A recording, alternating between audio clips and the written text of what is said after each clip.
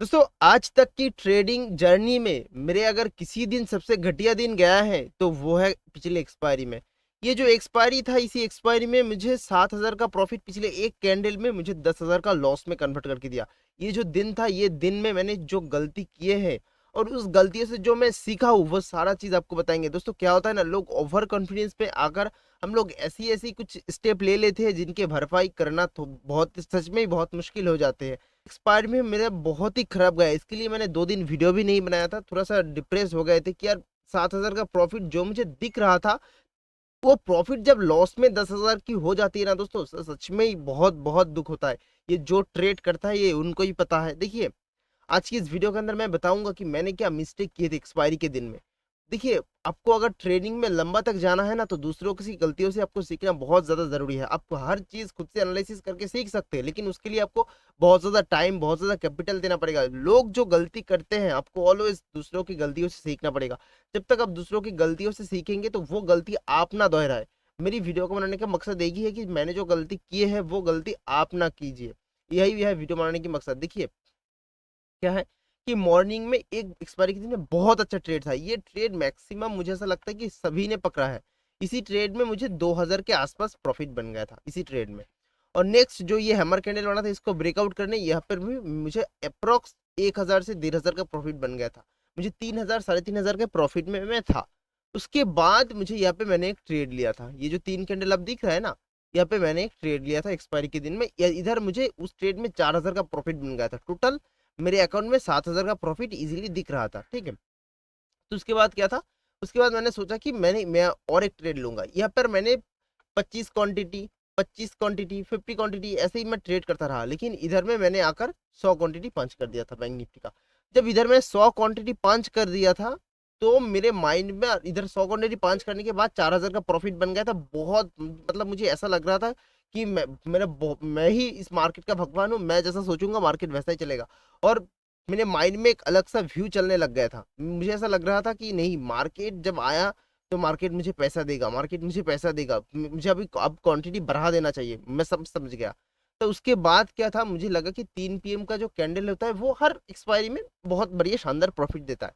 मेरे ये जो लाइन थे, मार्केट ने फिर इसी लाइन के पास आया था। मार्केट जब इसी लाइन के पास आया था, मार्केट ऊपर से गिर के नीचे नीचे आ रहा था, इसी लाइन के पास आया। तो मुझे ये फील हुआ था, क्योंकि मैंने पिछले बार इधर ट्रेड लिया था, तो मुझे ये फील हुआ था कि मार्केट अब इसको ब्रेक नहीं करेगा।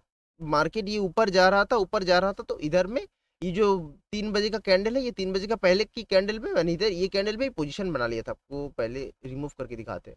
ये कैंडल में मैंने पोजीशन बना दिया था, और वो पोजीशन में क्या बनाया था वो सुनिए पहले। ये पोजीशन मैंने बनाया था, मेरे अकाउंट में आई थिंक प्रॉफिट का पैसा मिला के 20,000 के आसपास हो गए थे। तो उसके बाद मैंने क्या किया था, ये जो कैंडल बना था, इधर मैंने 800 क्वांटिटी पंच कर दिया था। देखिए, मेरी एक बात हमेशा आप याद में रखना कि जब भी आप किसी भी ट्रेड लो, उसमें आप प्रॉफिट रेशियो मत देखिए। मैंने यही गलती किया कि इधर मैं बस प्रॉफिट देख रहा था कि रिजल्ट क्या आएगा। मैं सोच रहा हूँ कि वो प्रीमियम अगर डबल हो जाएगा तो मैं इधर 30-35 हजार तो इजीली कमा लूंगा। मेरे माइंड में बस यही व्यू था कि मैं 30-35 हजार कमाऊंगा। इस ट्रेड में कितना लॉस ले सकता हूँ, मेरे माइंड में एक बार के लिए भी ख्याल नहीं है। दोस्तों देखिए, अब जितनी भी क्वांटिटी के साथ ट्रेड करते, वो चाहे 25 क्वांटिटी हो, वो चाहे 50 क्वांटिटी हो, अब जब भी किसी भी ट्रेड में एंटर करे, आपको रिक्स वो पहले ज्यादा देखना है। आपको पहले सबसे बुरा क्या हो सकता है, इस ट्रेड में सबसे बुरा मुझे 2,000 का लॉस हो सकता है, ये आपको माइंड में व्यू रखना है। मेरे अगर माइंड में वैसा कुछ चलता तो मैं यहाँ पे ट्रेड नहीं करता। तो मुझे ऐसा, मैंने इधर ट्रेड लेने का रीजन क्या था पहले आप वो समझ लीजिए। मार्केट ने क्या किया, मुझे ऐसा लग रहा था पिछली बार जब मैंने इधर ट्रेड लिया था, इधर ट्रेड लेने का रीजन बहुत सिंपल था, वो आपको बाद में कभी बताएंगे। देखिए, मार्केट नीचे आया फिर ऊपर गया, फिर मुझे लगा कि इधर मार्केट इसको सपोर्ट बनाएगा। मार्केट जब नीचे आया तो नीचे तो नहीं गिरेगा, मार्केट ऊपर जब जा रहा है तो इसको और एक बार टच करेगा। ये रेजिस्टेंस लाइन बनाया था, इस रेजिस्टेंस लाइन को और एक बार टच करेगा। देखिए, रेजिस्टेंस लाइन को ब्रेकआउट नहीं करेगा ये मुझे भी पता था, लेकिन मुझे ऐसा लग रहा था कि रेजिस्टेंस लाइन को और एक बार ये टच करके फिर नीचे आए।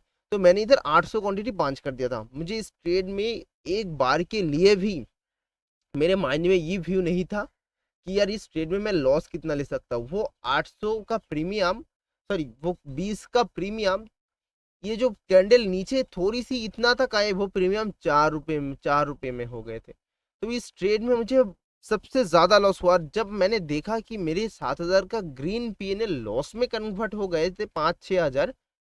तो मेरे माइंड काम करना बंद कर दिए थे, मैं सच में बता रहा हूँ दोस्त। जब ऐसे देखिए होता क्या है ना, अगर मुझे पूरे दिन में अगर 7,000 का लॉस होते तो मेरे माइंड में उतना असर नहीं होता, क्योंकि 7,000 का लॉस मैंने पहले भी देखा है।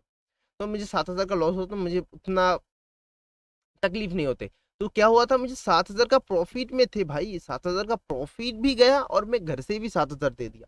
तो तभी मेरे माइंड में जो कंडीशन थे वो जो लोग ट्रेड सच में करते हैं उनको पता ही है कि ये जो सिचुएशन है वो को कैसे थी। तो इधर मैंने पोजीशन को एग्जिट किया।